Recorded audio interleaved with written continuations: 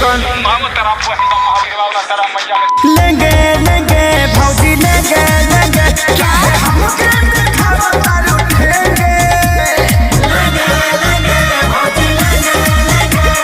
लेंगे लेंगे भौजी लेंगे लेंगे। बाबू तनी नाग धुन बजाओ, अफ्रीकन स्टाइल में नाचे के बा।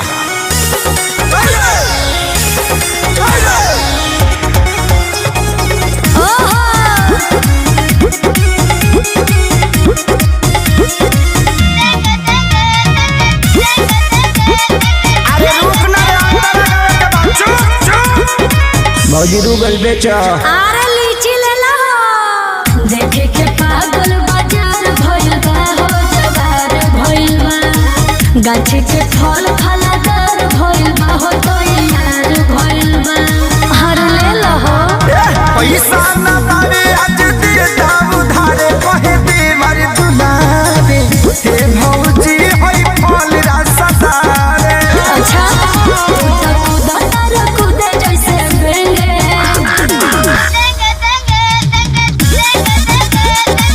हाई बेंगवा घुस गइल रे, फिर कौन भगवे किनारे। लेंगे लेंगे भौजी लेंगे लेंगे हम तो खैला बिना नागी लगेंगे। लेंगे लेंगे भौजी ले लेंगे। खाली चिलेबे कर बस लेबो कर बस रे।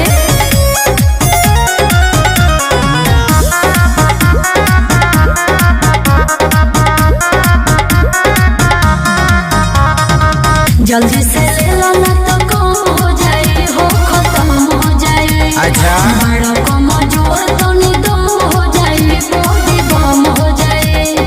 खेसारी खानी अखिलेश खेसारी विकास बार खड़ा ले खाती दोबारा हे भौजी होई मालदा हर सहारा।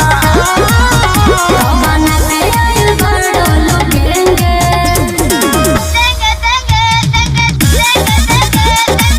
चुप हो जाना तो जहाँ साइज बड़ी वही जी भेज दे। लेंगे लेंगे भौजी लेंगे लेंगे सच कहो तनी माल ना बचेंगे। लेंगे लेंगे भौजी ले लेंगे। बड़ा निमन गो की बड़ा लो एक बार में सब ले ले लो। बड़का गांव पंचायत के पैसा है।